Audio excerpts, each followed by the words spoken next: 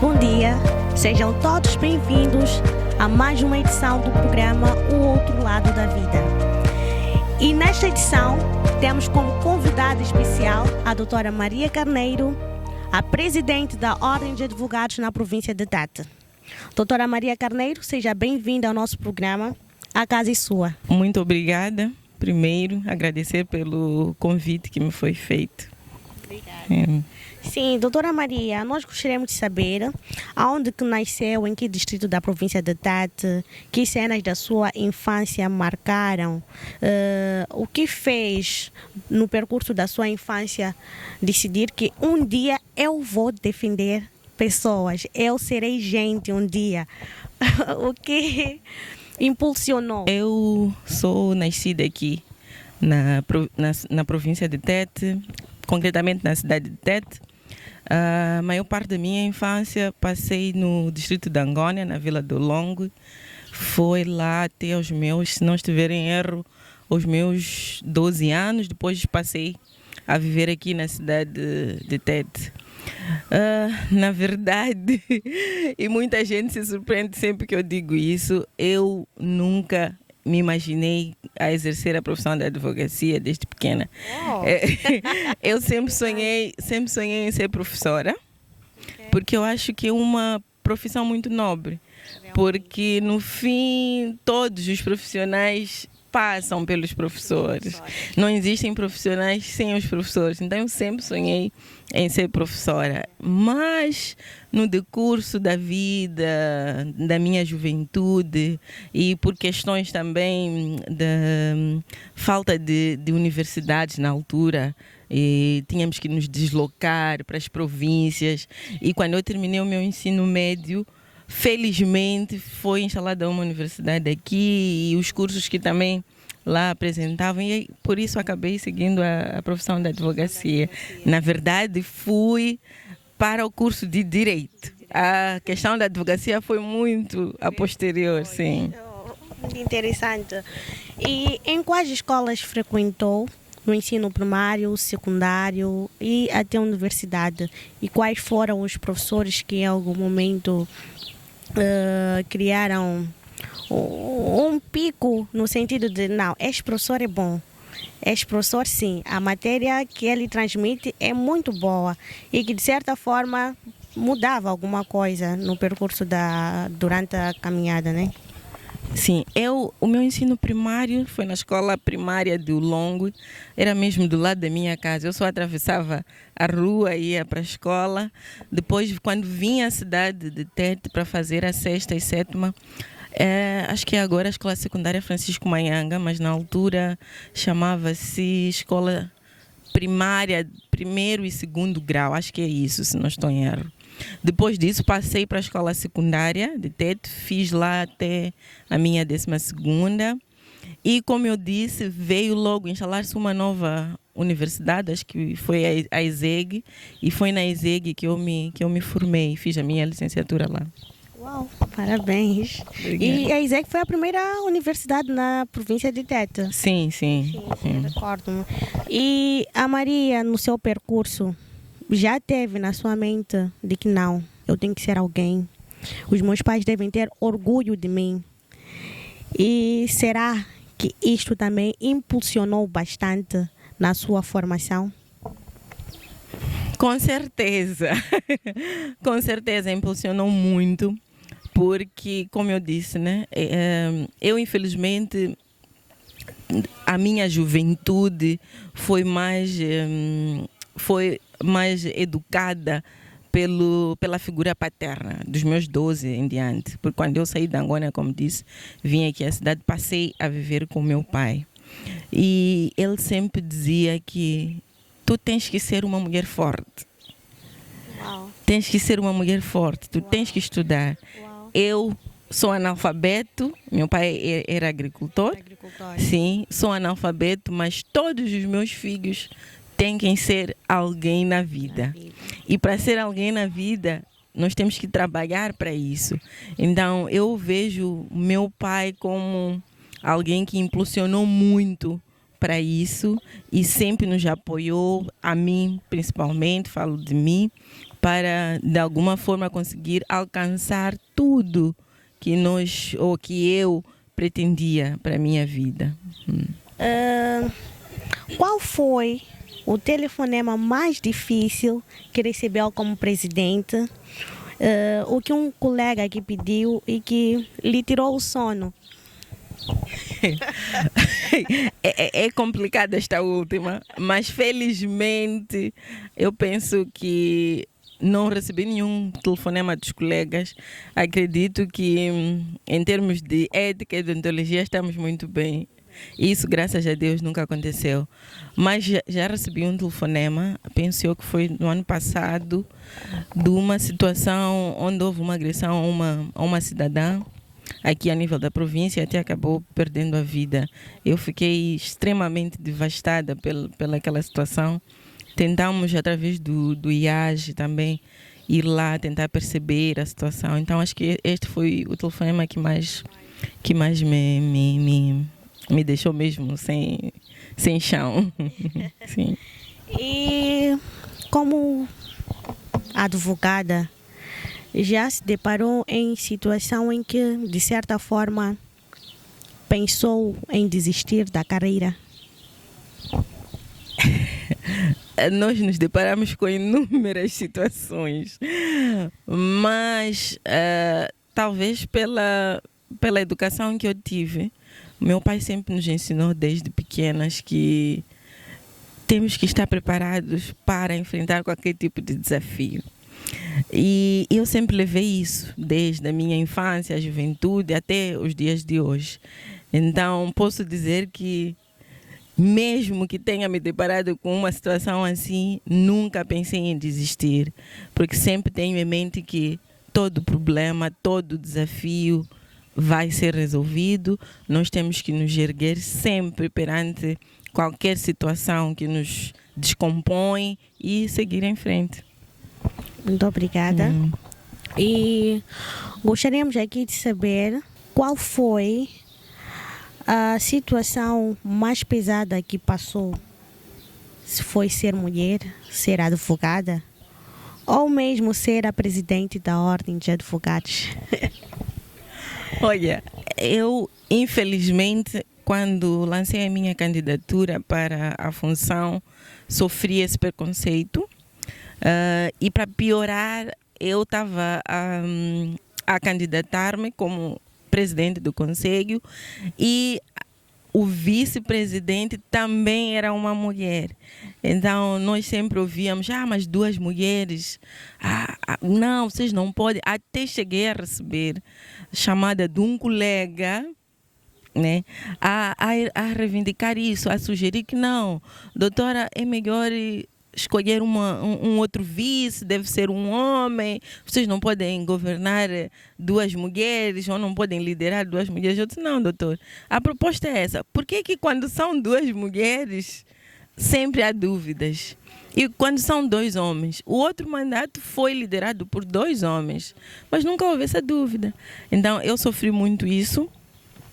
Também no exercício da profissão sofremos essa questão da mulher, porque a mulher sempre é vista como incapaz. Nós, quando entramos em qualquer situação, principalmente em situações de liderança, todos nos veem como alguém que é incapaz. A nossa capacidade é sempre testada. E isso, infelizmente, nos dias de hoje, apesar de tanta divulgação da informação, de igualdade de gênero, por aí adiante, ainda existe e ainda sofremos isso. Antes de irmos ao nosso breve e curto intervalo, gostaríamos antes de saber qual é a mensagem que a doutora Maria Carneiro poderia transmitir a uma jovem mulher que pretende ser advogada.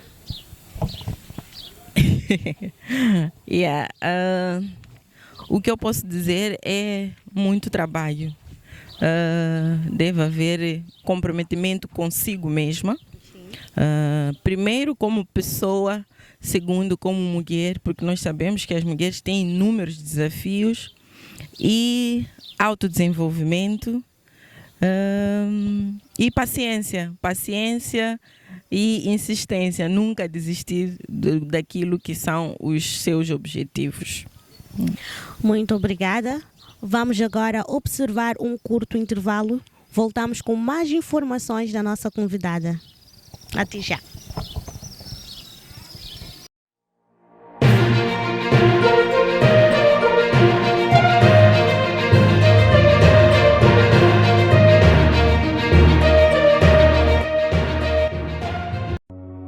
Caro pai, mãe e cuidadora, a malária é uma doença transmitida pela picada de mosquito e continua a ser uma das principais causas de morte em crianças no país.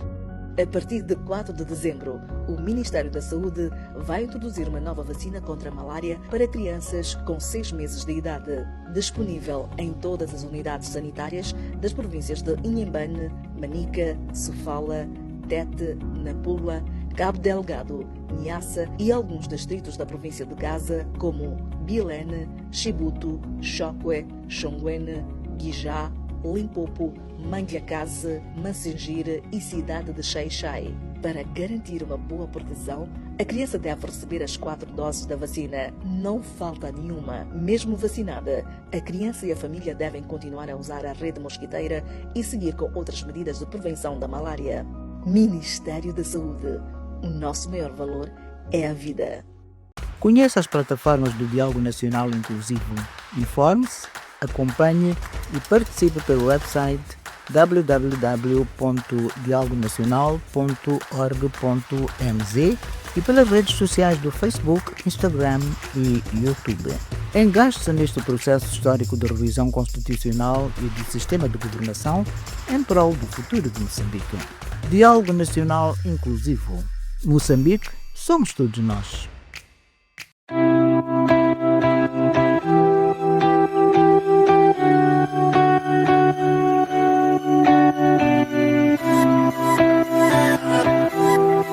De volta ao programa O Outro Lado da Vida. Senhora Presidente, mais uma vez, estamos de volta ao nosso programa, esteja à vontade, mais uma vez. Para já, gostaríamos de saber, olhando para trás, qual foi a decisão mais impopular que tomou como presidente? Aquela que até amigos disseram, Maria, você errou. Sim. Meu Deus, até vai parecer, como posso dizer, muita autoestima da minha parte, mas infelizmente nunca passei por essa situação. Que bom, porque eu sempre, minha irmã, as pessoas mais próximas a mim sempre dizem que eu tenho aquele hábito de muito perfeccionismo. Então, acho que talvez por isso eu sempre me planifico e evito fazer situações que depois vão de alguma forma prejudicar não só a mim, mas sim as outras pessoas. E nessa posição, né, que eu estou agora a exercer, é mais complicado ainda, porque tem muita coisa para gerir, tem muita gente envolvida, então eu sempre faço de tudo para que não receba esse telefonema. Sim.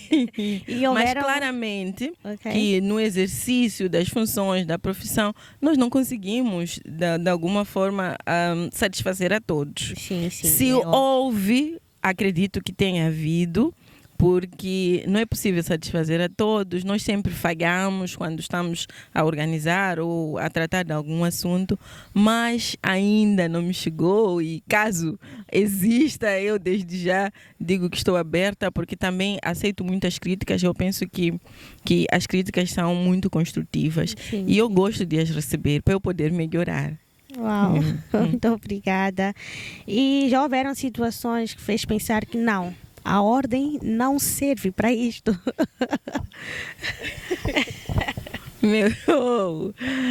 A ordem serve para tudo, doutora. A ordem serve para defender os advogados, a ordem serve para defender o Estado de Direito. Enfim, temos muitos pontos essenciais e importantes, até porque a ordem é um dos pilares da administração da justiça, então ela serve para tudo. E sim, e qual é a autoavaliação que faria para si mesmo numa nota entre 20, de 0 a 20 neste caso? E qual é a nota que daria a si mesma? E onde é que perdeu os pontos? Como presidente da ordem? Olha, eu sou alguém que não gosto de me autoavaliar, mas eu penso que pelo menos 10, né? 50% acredito que eu fiz o esforço suficiente para termos pelo menos um conselho provincial respeitado, um conselho provincial com mais visibilidade, um conselho provincial mais ativo e também mais acessível ao próprio cidadão e também comprometido com o Estado de Direito. Sim.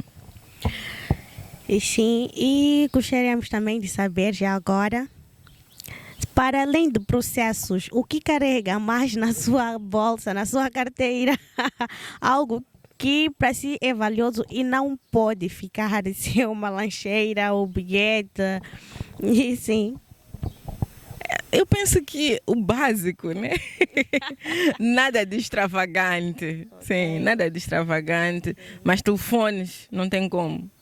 Eles estão sempre lá e não falha sempre o bloco de notas e uma esferográfica. Não sei porquê, mas estão lá sempre comigo. Sim. Quais são os pratos típicos da nossa cidade que a presidente mais gosta? Principalmente de consumi-los no final de semana, sábado, domingo com a família. Não pode faltar na sua mesa, de certa forma. Olha, prato típico como tal, acho que em Congo, né? Eu gosto muito, mas o que não falta na minha mesa é feijão. Eu, como disse, cresci na Angônia e as pessoas lá, feijão é base, é base da alimentação e eu gosto muito de feijoada, feijão, salada de feijão, enfim, gosto muito, sim. E quando a justiça te cansa, qual é o lugar na qual lhe transmite uma recarga? Se o Rio Zambeze, um bairro, um monte de coisas. Sim, algo que lhe traga inspiração, como se fosse um suporte, um sítio que lhe traz paz. Sim, que por mais que esteja a enfrentar tantas as dificuldades, vá e encontre paz ou uma solução. Eu penso que o Rio Zambeze nos traz uma calmaria excelente. Então, sempre tento, de alguma forma, estar em algum lugar que eu esteja em frente ao rio, que eu aprecie a natureza, o som dos pássaros e por aí adiante. Eu acho que o rio nos traz muita tranquilidade, sim. E somos muito abençoados aqui na nossa província, né? Por termos aqui o Rio Zambeze. Sabemos que daqui a semanas há votação. Como entregar a casa, a Ordem de Advogados de Moçambique de Tete para uma outra pessoa? É um alívio ou saudade antecipada? Olha, posso dizer que é saudade, porque é extremamente importante, mas também digo saudade porque gosto de trabalhar.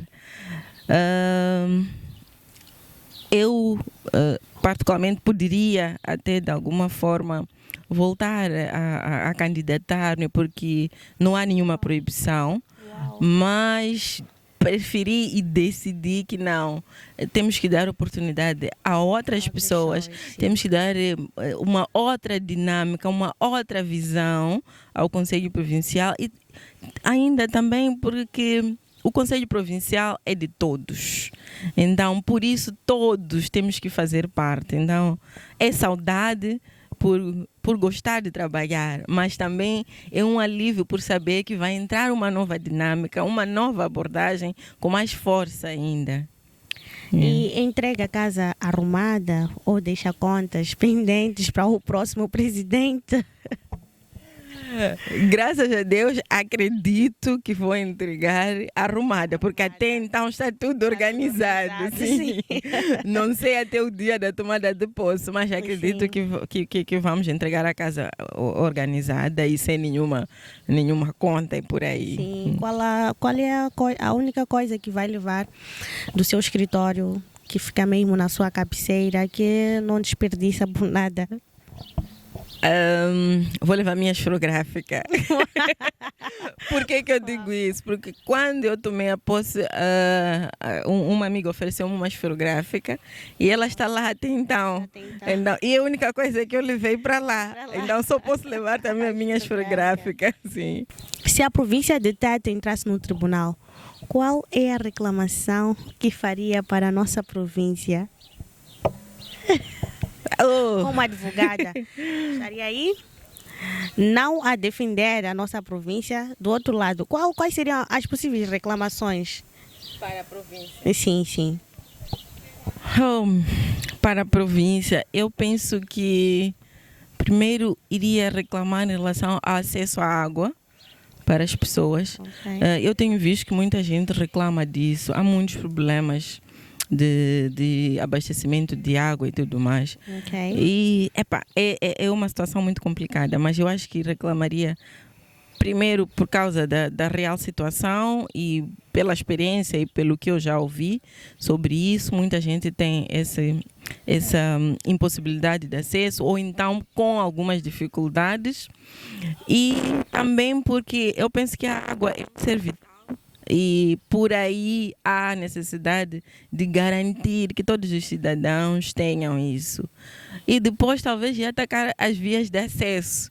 Precisamos de vias, principalmente nos bairros mais recônditos. Existe ainda um desafio enorme a ser resolvido por aí adiante. Muito obrigada. Vamos agora para a nossa última questão. Gostaríamos de saber qual é o conselho que daria ou que deixaria mesmo por escrito na sua mesa para o próximo presidente da ordem na província de Tete. Eu penso que primeiro ia dizer muita coragem,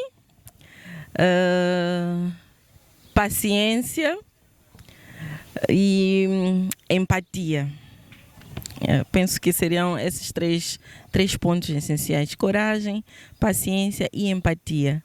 Porque estar numa posição assim é extremamente desafiador e temos que só ter paciência e resolver cada problema com a sua devida atenção. Existem algumas palavras, alguns dizeres que gostaria de partilhar. Só dizer a todos que a vida é extremamente desafiadora e todos nós temos que ter noção disso e temos que enfrentar todos os desafios pessoais, profissionais da melhor forma possível e encorajar a todos, principalmente as mulheres, a não desistirem dos seus sonhos, serem persistentes e serem comprometidas com aquilo que é o objetivo da vida pessoal.